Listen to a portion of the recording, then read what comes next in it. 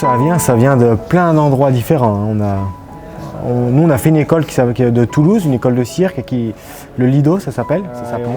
On cherchait avec plein de choses, enfin, ils nous faisaient chercher. Voilà, petit à petit, il y a un sèche-cheveux qui est arrivé, ensuite l'envie du duo, l'envie de faire de la magie, donc on a un peu fait un mélange de tout ça. Et c'est quoi la réaction la première fois que vous avez fait votre numéro devant le public? Les gens, ils y croyaient pas trop au début. Dans notre groupe, il y en a qui disaient bon, ouais, c'est vrai que les premières étaient un peu pathétiques, puis on n'avait pas le même matos, on avait les vieux sèche-cheveux qui faisaient voler très peu les balles, c'était des balles de ping-pong orange, de Décathlon, ça volait pas beaucoup, c'était vraiment... Visuellement, c'était pas extraordinaire.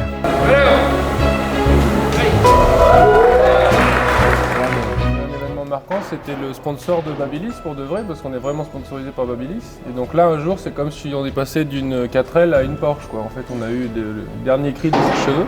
Donc on a pu augmenter la taille des balles et les balles volaient beaucoup. Et puis nous, on avait amélioré les systèmes. Et donc là, ça a pris aussi. Ouais, il y a de la recherche un peu physique et scientifique, ouais. Pour de vrai. On n'a pas les feuilles là, mais elles sont tenues secrètes d'ailleurs. Pour revenir, après on a rencontré un électricien, puis on lui a demandé si c'était possible. Il nous a dit non, c'est pas possible. C'est vrai que les gens, quand ils voient le sèche-cheveux, c'est vrai que souvent c'est « oh les cons », souvent on nous dit « oh vous êtes cons ».